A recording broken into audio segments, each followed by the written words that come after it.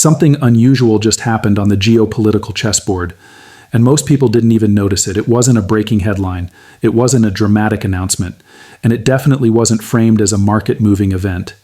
But markets rarely react to what is loud. They react to what is structural.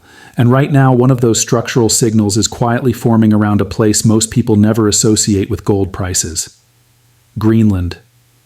At first glance, it sounds absurd. What could a frozen island possibly have to do with gold, especially after one of the sharpest crashes metals have seen in years? But that question itself reveals the blind spot most investors fall into. Because markets don't move on surface logic, they move on confidence, power, and control. And when those three begin to shift, gold doesn't ask for permission. It reprices. By the end of this video, you'll understand why Trump's renewed Greenland narrative matters far more than it seems, how it connects to the recent gold crash, and under what conditions gold could begin a repricing cycle that takes it towards $6,000. Not tomorrow, not as a guarantee, but as a logical outcome of forces already in motion. Stay with me, because this story only makes sense when you connect the dots. Most people are still looking past. Let's start with the crash itself, because context matters. Gold didn't drift lower, it fell fast.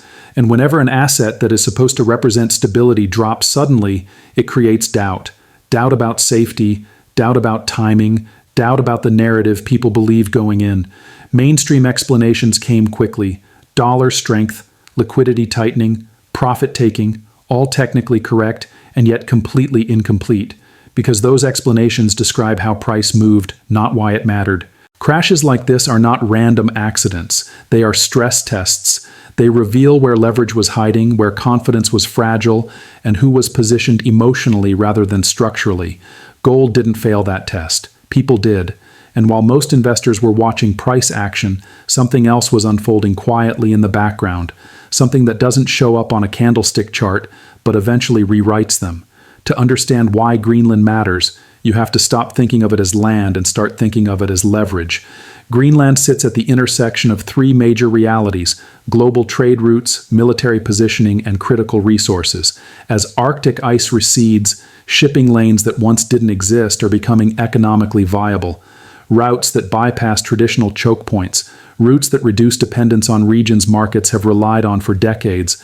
That alone would make Greenland strategically relevant, but it goes deeper. Greenland holds vast untapped mineral resources, including rare earth elements that are essential for modern technology, defense systems, and energy infrastructure. These are not optional materials. They are the building blocks of modern power. Whoever influences access to these resources doesn't just gain economic advantage. They gain strategic autonomy, and markets understand that before politicians ever say it out loud. Now enter Trump.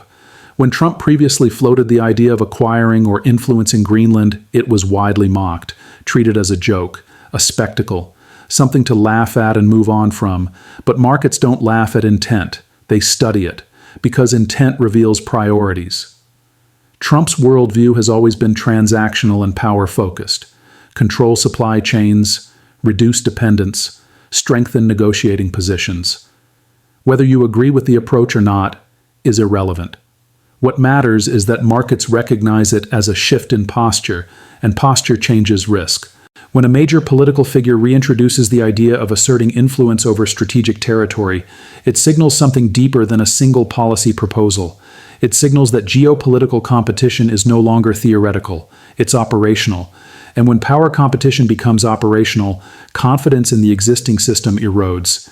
That erosion doesn't show up immediately in headlines. It shows up first in capital flows, in hedging behavior, in reserve allocation decisions that never make the news. That's where gold comes in. Gold doesn't move because of tweets or speeches. It moves when trust weakens, when long-term assumptions begin to crack. That's why gold often crashes before it explodes higher.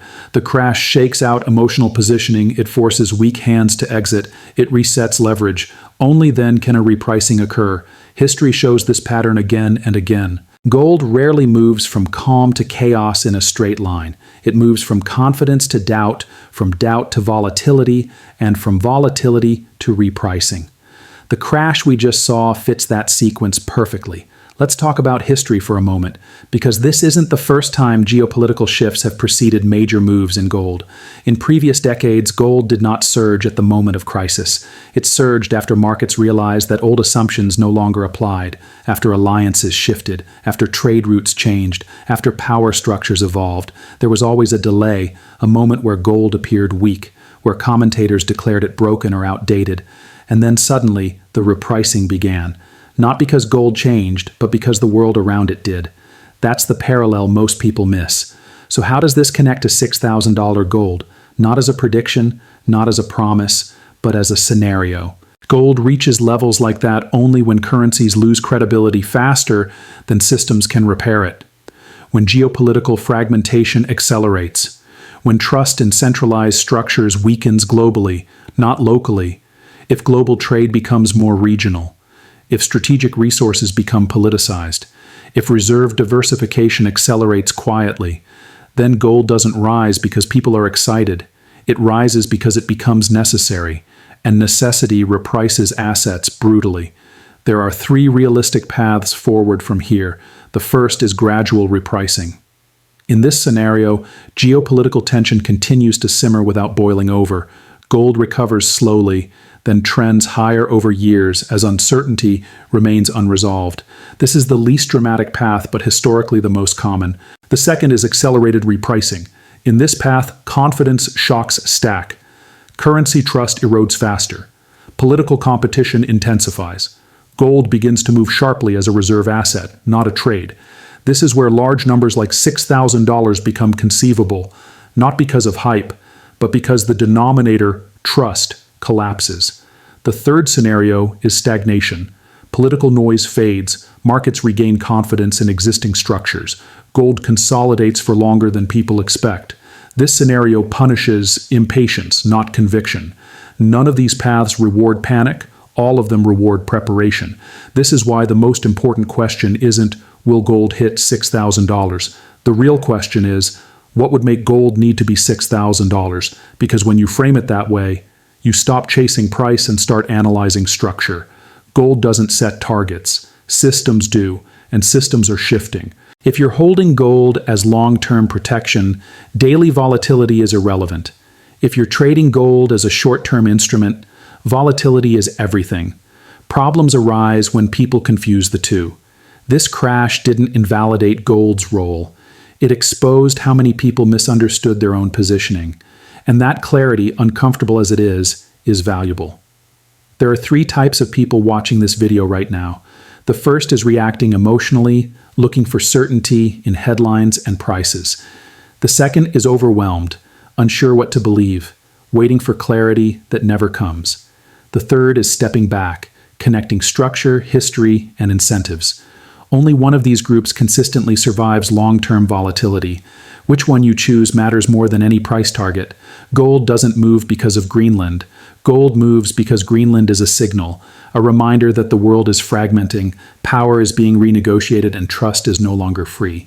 The crash shook confidence. What comes next will test understanding.